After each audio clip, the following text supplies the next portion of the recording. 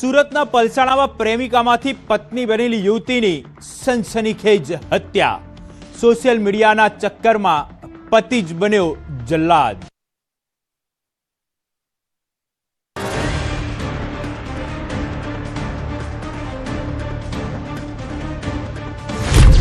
Social મીડિયાનો કાતિલ ખેલ। Mahadev વિલાનો room number 506 અને એક રહસ્યમય મોત। સુરત ગ્રામ્યનું પલસાણા બગુમરા ગામનું મહાદેવ વિલા એપાર્ટમેન્ટ અને તેનો રૂમ નંબર 506 એક એવી જગ્યા જ્યાં 22 વર્ષની મહેવીશ ખાતુનની લાશ મળતા જ સન્નાટો વ્યાપી ગયો। શરૂઆતમાં જે મામલો કુદરતી મોત કે અકસ્માતનો લાગતો હતો તે ફોરેન્સિક પોસ્ટમોર્ટમ રિપોર્ટ આવતા જ હચમચાવી દેનારી મર્ડર મિસ્ટ્રીમાં ફેરવાઈ ગયો। મહેવીશનું મોત કોઈ બીમારીથી નહીં પણ કોઈકે તેનું ગળું દબાવીને શ્વાસ રોકી દીધા હતા। જે શિવમસિંહ છે તે તેમની પત્ની મોહિશ ખાતુન જે 17 વર્ષની હતી ત્યારે તેમને ભગાડી અને લઈ ગયેલ, જે બાબતે તેઓના વતન જેતપુર પોલીસ સ્ટેશન ખાતે પોક્સો નો ગુનો દાખલ થયેલ અને 8 મહિના સુધી તેઓ જેલમાં રહેલ બાદ જામીન તેઓને મળેલ હોય। મરણ જનાર છે મોહિશ ખાતુન, તેઓની ઉંમર 18 વર્ષની ઉપર થયેલ ત્યારે બાદ બંને પોતાની મરજીથી ભાગી લગ્ન કરેલ। પોલીસની વધુ તપાસમાં એ વાત બહાર આવી કે બંને યુપીના આંબેડકર નગરના રહેવાસી છે અને 3 વર્ષ પહેલા પોતાના ગામથી ભાગીને ત્યાં જ એક મંદિરમાં હિન્દુ રીતિ રિવાજ મુજબ લગ્ન કર્યા। પ્રેમ, પોક્સો અને પછી દર્દનાક અંત। 3 વર્ષ પહેલા જ પ્રેમ માટે આ કપલે દુનિયા સામે બગાવત કરી હતી, મંદિરમાં હિન્દુ રીતિ રિવાજ મુજબ લગ્ન કર્યા હતા। એ જ પ્રેમનો અંત આ રૂમમાં બિછાવાયેલા ગાદલા પર ગળું દબાવીને થશે એવું કોઈએ વિચાર્યું નહોતું। પત્નીની લાશ ઘરમાં જ મૂકીને પતિ શિવમસિંહ ઠાકુર ગાયબ થઈ ગયો હતો। તપાસની સોય સીધી તેના તરફ ગઈ પણ તે મોબાઈલ સ્વિચ ઓફ કરીને સુરત છોડી ચૂક્યો હતો। અલગ અલગ સીસીટીવી ફૂટેજ તેમજ ટેકનિકલ સર્વેલન્સના આધારે જાણવા મળેલ કે સદર આરોપી દિલ્હી ખાતે હોવાનું જાણવા મળતા દિલ્હીના રેલવે સ્ટેશન ખાતે જઈ તપાસ કરતા દિલ્હીના રેલવે સ્ટેશન ખાતેથી મળી આવેલ। ઇન્સ્ટાગ્રામ આઈડી અને ખૂની ઝઘડો। આખરે આ હત્યા પાછળનું સનસનીખેજ કારણ શું હતું? પોલીસની કડક પૂછપરછમાં આરોપીએ જે કબૂલાત કરી તે ચોંકાવનારી છે। શિવમસિંહ ઇન્સ્ટાગ્રામ પર કોઈ અન્ય મહિલા સાથે ગુપ્ત વાતચીત કરતો હતો। આ સિક્રેટ અફેરની જાણ મહેવીશને થતા છેલ્લા 4 મહિનાથી ઘરમાં કલેશ ચાલતો હતો। ઘટનાના દિવસે પણ ઇન્સ્ટાગ્રામ આઈડી મુદ્દે વિવાદ એટલો ઉગ્ર બન્યો કે શિવમે ક્રૂરતાની બધી હદો વટાવી દીધી। તેમજ જે આરોપી છે શિવમસિંહ, તેઓ કોઈ બીજી ઇન્સ્ટાગ્રામ આઈડી મારફત કોઈ બીજી સ્ત્રી સાથે વાત કરતો હોય, જે બાબતની જાણ તેમની પત્ની મોહિશ ખાતુનને થયેલ, જેથી તેઓ બંને વચ્ચે 4 મહિનાથી ઝઘડો ચાલતો હોય। જે આરોપી છે તેઓએ તેમની પત્ની મોહિશ ખાતુનનું ગળું દબાવી તેઓની હત્યા કરેલ છે। સોશિયલ મીડિયાની આભાસી દુનિયામાં એક હસતું રમતું ઘર વેરવિખેર થઈ ગયું। પત્ની પંચતત્વમાં વિલીન થઈ ગઈ અને કાયદાથી ભાગનારો નરાધમ પતિ હવે જેલના સળિયા પાછળ ધકેલાઈ ચૂક્યો છે। બારડોલીથી કેતન પટેલ, ન્યૂઝ 18 ગુજરાતી। માત્ર એક સિગરેટ પીવાની જીદ અને ક્ષણિક આવેશમાં સુરતમાં 19 વર્ષના યુવકની મદદથી સગીરે ઘાતકી હત્યાને અંજામ આપ્યો છે।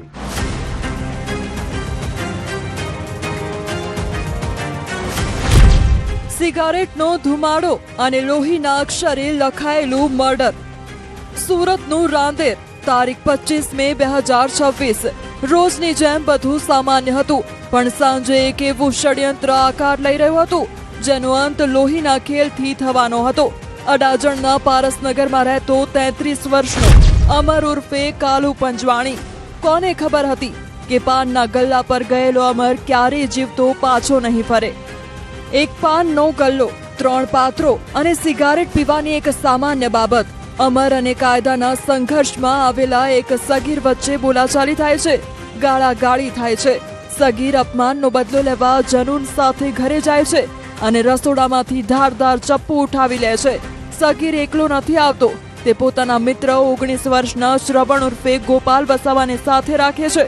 શ્રવણ મોપેડ લઈને નીકળે છે, અમરને વિશ્વાસમાં લે છે અને તેને પોતાની સાથે બેસાડી રામનગર સરકારી વસાહત તરફ લઈ જાય છે। બરાબર ચાલુ બાઇકે ફરી વિવાદ વકરે છે। અને એકનો અંત આવે છે.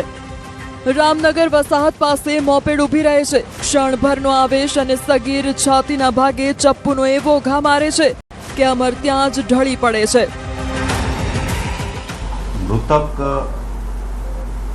અમર પંજવાણી અને આરોપી સિગરેટ પીવા માટે ભેગા થયેલા, જે દરમિયાન બંને વચ્ચે ગાળાગાળી થયેલ અને ઝઘડો થયેલો, જેનું મન દુઃખ રાખી આ ઘટનાનો મુખ્ય આરોપી, જે કાયદાના સંઘર્ષમાં આવેલ કિશોર છે, તેણે રાત્રે ઘરે જઈ અને પોતાની સાથે ચપ્પુ રાખેલું, જે ઘરમાં વપરાશનું સામાન્ય રીતે વપરાતું હોય છે, એ ચપ્પુ પોતાની સાથે રાખી અને બહાર નીકળેલો.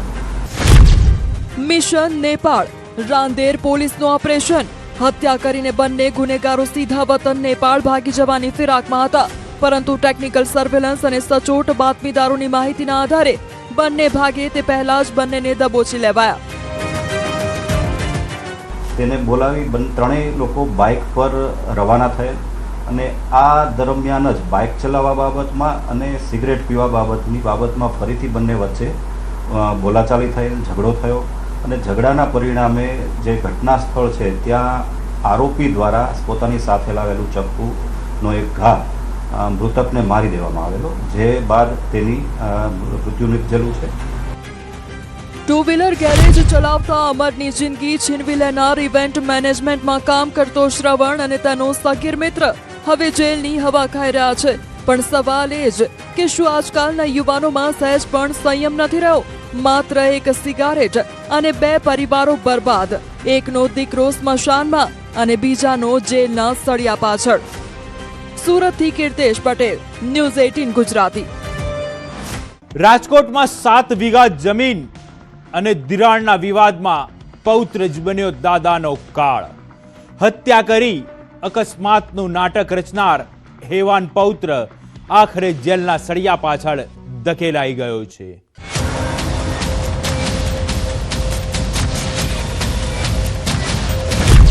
જમીનનો લોભ અને લોહિયાળ સંબંધોની ક્રૂર હત્યા.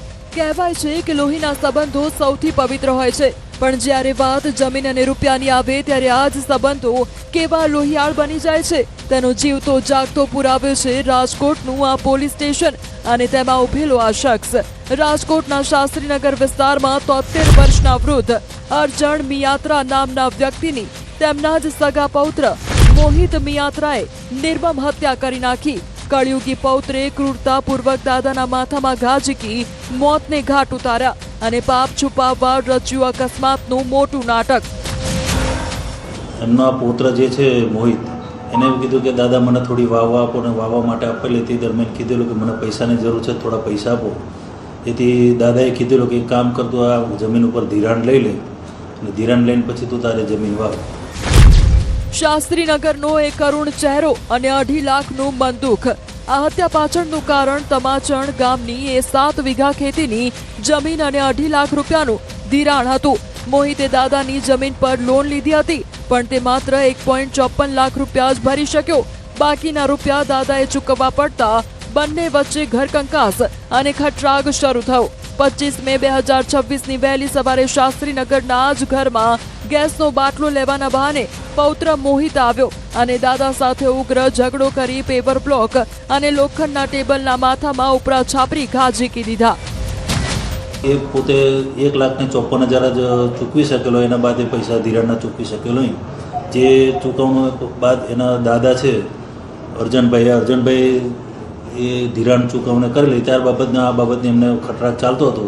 એ બાબતનું મન દુઃખ રાખી અને ઝઘડો કરી અને બોથર પદાર્થમાં એમને પાવર બ્લોક આવે પથ્થરનો બ્લોક તથા લોખંડનું ટેબલ છે જે માથાના ભાગે મારી અને જેઓનું મૃત્યુ નિપજાવ્યું છે.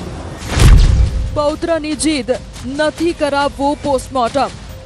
દાદાને મોતને ઘાટ ઉતાર્યા બાદ મોહિતે ફુવા હીરા મકવાણાને ફોન કરીને ખોટી વાર્તા ઘડી કે દાદા ઘરમાં પડી ગયા છે. હોસ્પિટલમાં તબીબોએ વૃદ્ધને મૃત જાહેર કર્યા તો શાતિર પૌત્રે કાયદાથી બચવા મારે પીએમ નથી કરાવવું તેવી જીદ પકડી. પણ માથામાં બોથડ પદાર્થના ઘા જોઈને પોલીસ અને જમાઈ હરિભાઈને શંકા ગઈ. પોલીસે કડક પૂછપરછ કરતા જ પૌત્રે પોતે જ કાતિલ હોવાની કબૂલાત કરી લીધી. પૌત્ર છે કે મારે પીએમ નથી કરાવવું, બેભાન થઈ ગયેલા છે, એ બાબતે તે જણાવેલું, પણ તેમ છતાં માથામાં ભાગે બોથડ પદાર્થની ઇજાઓ દેખાઈ આવતી હોય, જેથી પોલીસે આ બાબતે તેમના જમાઈ હરિભાઈ મીરાવણભાઈ મકવાણા જેઓને ફરિયાદ લઈ અને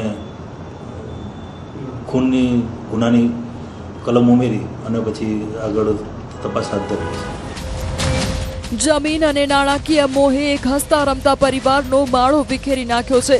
દાદા સ્મશાન ભેગા થયા અને કળિયુગી પૌત્ર લોકઅપના અંધારામાં ધકેલાઈ ગયો. રાજકોટથી અંકિત પોપટ, ન્યૂઝ 18 ગુજરાતી. વર્ષ 1994નો એ ભયાનક નીલમ હોટલ હત્યાકાંડ, ફાંસીની સજા અને 12 વર્ષથી પોલીસને ચકમો આપતો મોસ્ટ વોન્ટેડ કાતિલ આખરે ક્રાઇમ બ્રાન્ચના સકંજામાં કેવી રીતે આવ્યો?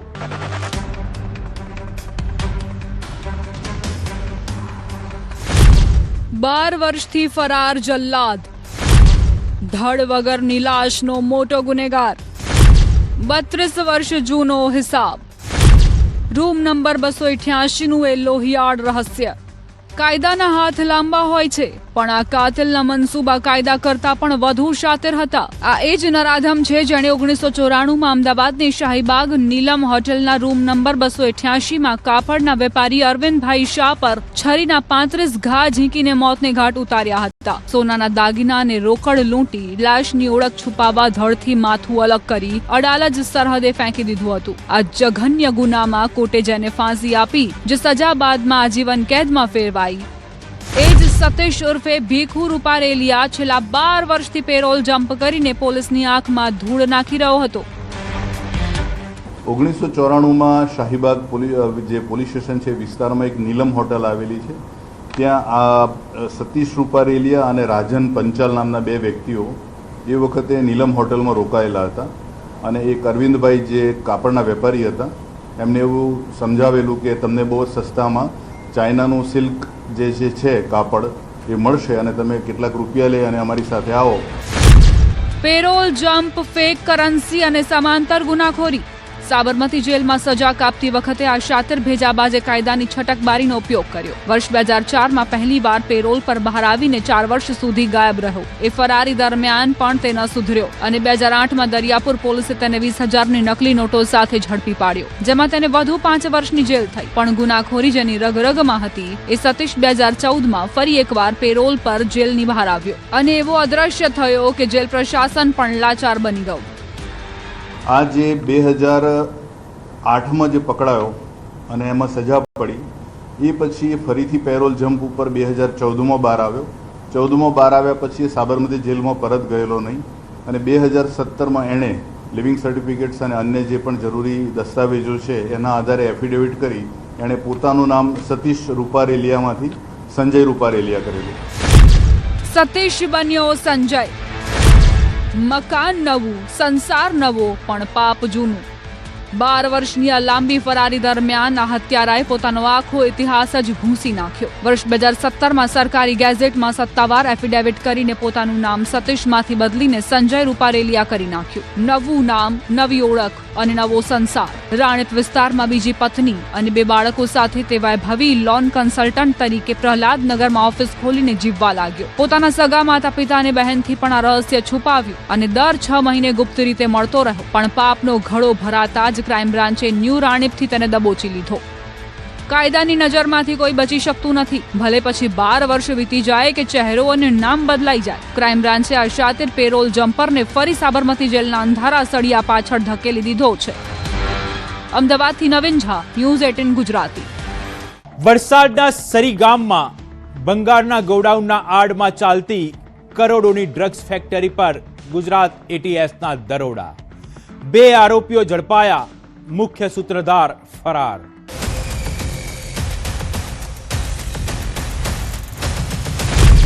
ભંગારના ઓઠા હેઠળ મોતના સોદાગર. ભંગારનું ગોડાઉન અને અંદર એમડી ડ્રગ્સનો કાળો કારોબાર. ઉપરથી ભંગારનો વેપાર, પણ અંદર નશાનું લોહિયાળ સામ્રાજ્ય. ગુજરાત એટીએસની ટીમે વલસાડ જિલ્લાના વાપી પાસે આવેલા સરી ગામમાં એક એવા જ ગુપ્ત નેટવર્કનો પર્દાફાશ કર્યો છે, જે છેલ્લા 5 મહિનાથી દેશના યુવાધનને બરબાદ કરવાનું ષડયંત્ર રચી રહ્યું હતું. આ પ્લાસ્ટિકના બોક્સમાં દેખાતું કેમિકલ કોઈ સામાન્ય કચરો નથી, પરંતુ આંતરરાષ્ટ્રીય બજારમાં કરોડોની કિંમત ધરાવતું કેમિકલ અને તૈયાર મેફેડ્રોન ડ્રગ્સ છે. વલસાડ જિલ્લાના વાપી તાલુકાના સરી ગામ ખાતે એક રાજેશ મૌર્ય નામનો માણસ, તેના ભાગીદારો અબ્દુલ કલામ અને મેહુલ મકવાણા સાથે મળી અને ગેરકાયદેસર મેફેડ્રોનનો જથ્થો ઉત્પાદન કરે છે અને વેચે છે, બનાવીને વેચાણ કરે છે. ભંગાર ગોડાઉન હતું, ભંગારનું ગોડાઉન, એમાંથી લગભગ 2 કિલો 377 કિલોગ્રામ મેફેડ્રોનનો માદક પદાર્થનો જથ્થો તથા શંકાસ્પદ માદક પદાર્થ 0.658 કિલોગ્રામ. યુપી અને સુરેન્દ્રનગરનું કનેક્શન, 7 કરોડનો મુદ્દામાલ જપ્ત. એટીએસના દરોડા દરમિયાન ઘટના સ્થળેથી 2 કિલો 377 ગ્રામ તૈયાર એમડી ડ્રગ્સ મળી આવ્યું. આ સાથે જ 11 માર્ચ 2026થી પ્રતિબંધિત કરાયેલું શંકાસ્પદ કેમિકલ પણ મળી આવ્યું હતું. ઘટના સ્થળેથી એટીએસની ટીમે ઉત્તર પ્રદેશના અને હાલ વાપી રહેતા અબ્દુલ કલામ ખાન તથા સુરેન્દ્રનગર વઢવાણના મેહુલ મકવાણાને દબોચી લીધા છે, જેઓ અલગ અલગ રાજ્યોમાંથી રો મટીરિયલ મંગાવી અહીં ઝેર તૈયાર કરતા હતા.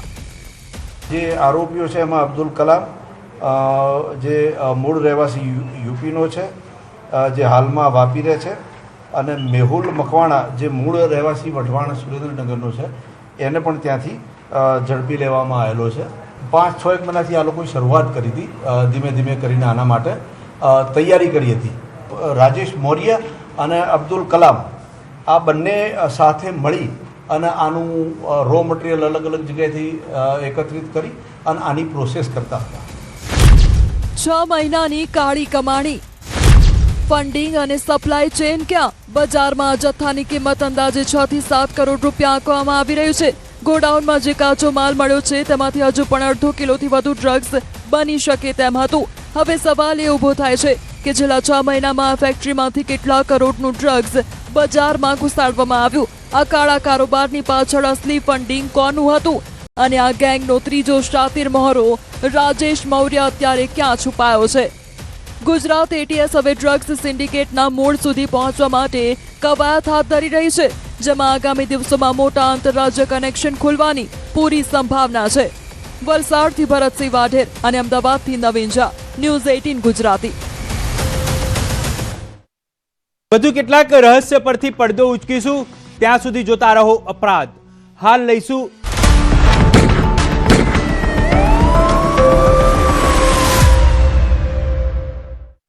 ગુજરાતીઓ વરસાદ માટે થઈ જજો તૈયાર. 4 દિવસ બાદ ગુજરાતમાં 9 જિલ્લામાં ગાજવીજ સાથે વરસાદ તૂટી પડશે. હવે ગરમી થશે આઉટ, વરસાદ થશે ઇન. 30 મે થી 1 જૂન સુધી મેઘરાજા બોલાવશે ભૂક્કા.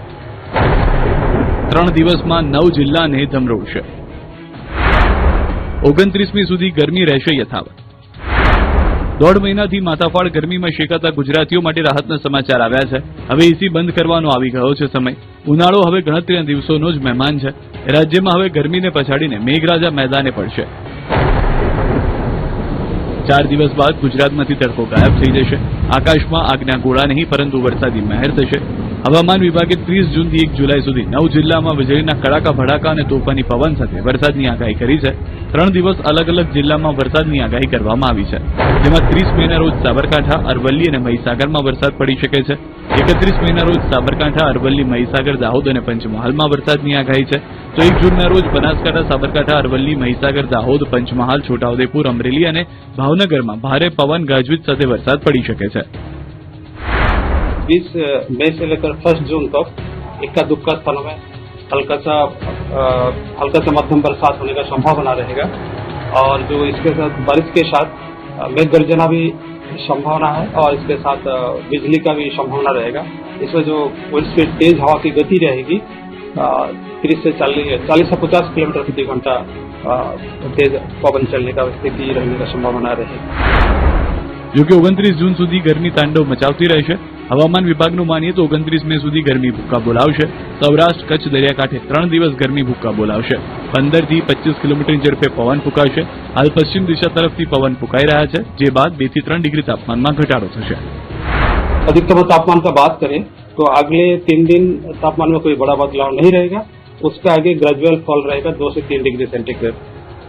और जो कुछ हमारे जो सौराष्ट्र पक्ष की तटीय क्षेत्र है 26 से 28 मई तक ये 3 दिन हॉट एंड ह्यूमिड कंडीशन बनी रहेगी। गरम और उष्ण उमस भरी पवन के कारण असहज स्थिति बने रहने का संभावना रहेगी। ગુજરાતમાં ચોમાસાના આગમનને લઈને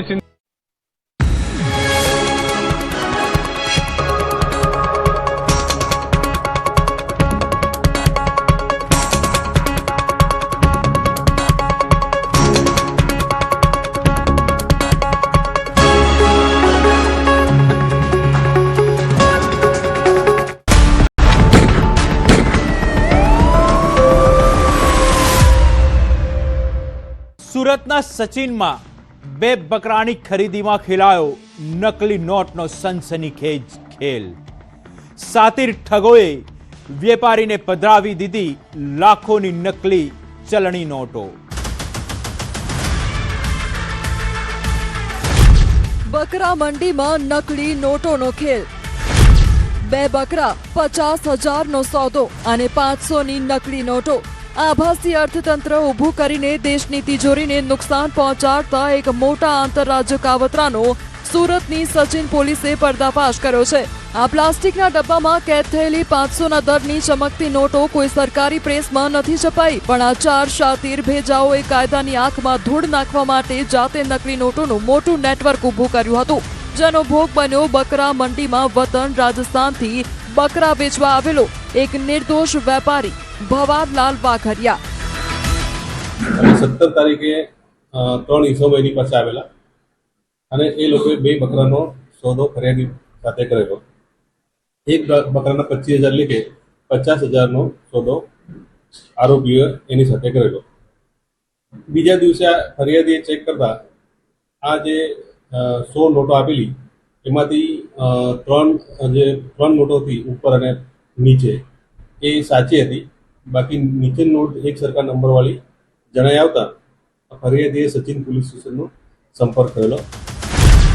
100માંથી 97 નોટો નકલી। સીસીટીવીથી ટ્રેસ થયો રૂટ। સોદો પાકો થયો, બકરા વેચાયા અને હાથમાં 500ની 100 નોટો આવી। પણ સવાર પડતા જ્યારે વેપારીએ નોટોના સિરીઝ નંબર જોયા તો તેના હોશ ઉડી ગયા। 100માંથી 97 નોટો એક જ નંબરની ડુપ્લિકેટ હતી। સચિન પોલીસમાં ગુનો નોંધાતા જ પોલીસ કમિશનર એક્શન મોડમાં આવ્યા। સર્વેલન્સ ટીમે ઘટના સ્થળના સીસીટીવી કેમેરા ચેક કર્યા અને કલાકોમાં જ આ ગેંગના 3 પ્યાદાઓને બુલેટ બાઇક અને મોબાઈલ સાથે દબોચી લીધા। જે બનાવ છે સચિન ટી પોઈન્ટ એની આજુબાજુના સીસીટીવી ફૂટેજના આધારે આરોપીઓને ઓળખી કાઢેલા અને તુરંત આરોપીઓ 3 આરોપી મોહમ્મદ અલ્તાફ આલમ સત્તાર, નજીર અનુલ અંસારી અને મોહમ્મદ રઈસ રશીદ સિદ્દીકી તેઓને પ્રથમ ઓળખ કરવામાં આવેલી અને તેઓને ડિટેન કરવામાં આવેલા। પુરાવાનો નાશ કરવાનો પેંતરો। ગોડાઉનમાંથી મળ્યો જથ્થો।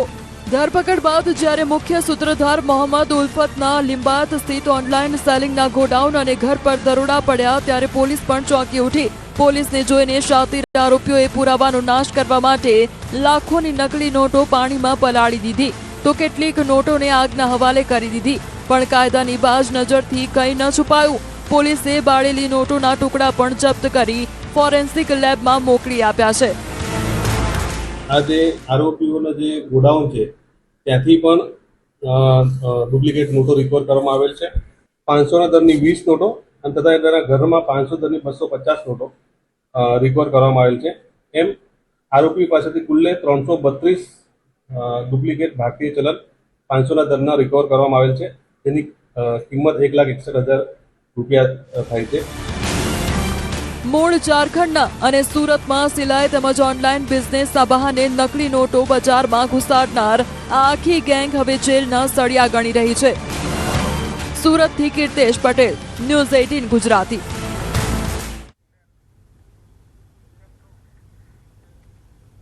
પાટણ શહેરમાં તોફાની તત્વોનો આતંક જોવા મળી રહ્યો છે। વામૈયા ગામના શખ્સોની દાદાગીરી સામે આવી છે તો સ્ટોર મેનેજર અને કર્મચારીઓને ધમકી આપી છે। વામૈયા ગામના જહુ ઠાકોર સહિત અન્ય શખ્સો સ્ટોરમાં ઘૂસી મેનેજરને ધમકી આપી છે। પોલીસે સીસીટીવી ફૂટેજને આધારે વધુ તપાસ શરૂ કરી છે. સીસીટીવીમાં જહુ ઠાકોર સહિત એક શખ્સ નજરે પડી રહ્યો છે. તો સ્ટોર મેનેજરને ધમકી આપવાનો મામલો સામે આવ્યો છે અને આખી ઘટના સીસીટીવી ફૂટેજમાં કેદ થઈ છે. તો સ્ટોર મેનેજર તેમજ કર્મચારી પર દાદાગીરી કરવામાં આવી હતી અને તે અંગેનો વિડીયો સામે આવ્યો છે. વામૈયા ગામના શખ્સોની દાદાગીરી સામે આવી છે. તો સ્ટોર મેનેજર અને કર્મચારીઓને ધમકી આપવામાં આવી હતી. આખી ઘટના સીસીટીવી કેમેરામાં કેદ થઈ છે. પાટણ શહેરમાં તોફાની તત્વોનો આતંક જોવા મળી રહ્યો છે. તો વામૈયા ગામના જ શખ્સો જેમની દાદાગીરી જોવા મળી રહી છે. સંવાદદાતા યશવંત અમારી સાથે જોડાઈ ગયા છે. યશવંત, અસામાજિક તત્વોનો આતંક વધ્યો હોય તે પ્રકારની સ્થિતિ જોવા મળી રહી છે. શું અપડેટ? કૃપા કરી લાઈન પર રહો. ફરી એકવાર તમને સંપર્ક કરવાનો પ્રયાસ કરીશું, પરંતુ પાટણની આ ઘટના સામે આવી છે કે જ્યાં અસામાજિક તત્વોનો આતંક જોવા મળી રહ્યો છે અને વામૈયા ગામના શખ્સોની દાદાગીરી જોવા મળી રહી છે. આખી ઘટના સીસીટીવી કેમેરામાં કેદ થઈ છે, જ્યાં જહુ ઠાકોર સહિત એક શખ્સ નજરે પડી રહ્યો છે અને સીસીટીવી ફૂટેજને આધારે પોલીસે વધુ તપાસ હાથ ધરી છે. તો સંવાદદાતા યશવંત અમારી સાથે જોડાઈ ગયા છે. યશવંત, સામાજિક તત્વોનો આતંક વધી રહ્યો છે, શું અપડેટ આખી ઘટનામાં? કોમલ, જે રીતના જે વામૈયા ગેંગ છે તે વામૈયા ગેંગ દ્વારા પહેલા પણ ચીલિયાકાંડ સમગ્ર ઘટના હતી. તેમાં તમામ લોકો દ્વારા ક્યાંક ને ક્યાંક લુખ્ખાગીરીનો કિસ્સો હતો તે સામે આવ્યો હતો અને પોલીસ દ્વારા તેમને પણ કહેવામાં આવ્યું હતું કે ચમરબંધીઓને નહીં છોડવામાં આવે. પોલીસે આ લોકોને મારીને જાહેરમાં જુલુસ પણ નીકાળવામાં આવ્યું હતું. પરંતુ જે રીતના પોલીસની રહેમ નજર કહેવાય કે પોલીસની જે કામગીરી છે તેના પર અનેક સવાલો અત્યારે ફરીથી સામે આવી રહ્યા છે કે જે રીતના લુખ્ખા લોકો છે તેઓ ફરીથી હવે જે ધંધાદારી છે તે ધંધાદારીના મોલમાં જાય છે. તે ધંધાદારીઓને ડરાવવા અને ધમકાવવામાં આવે છે, ગાળો બોલવામાં આવે છે અને તેને લઈને અત્યારે ક્યાંક ને ક્યાંક જે મોલના મેનેજર છે, કર્મચારીઓ છે તે અત્યારે પાટણના બી ડિવિઝન પોલીસ સ્ટેશને જાય છે. જી યશવંત, સમગ્ર માહિતી બદલ આપનો આભાર.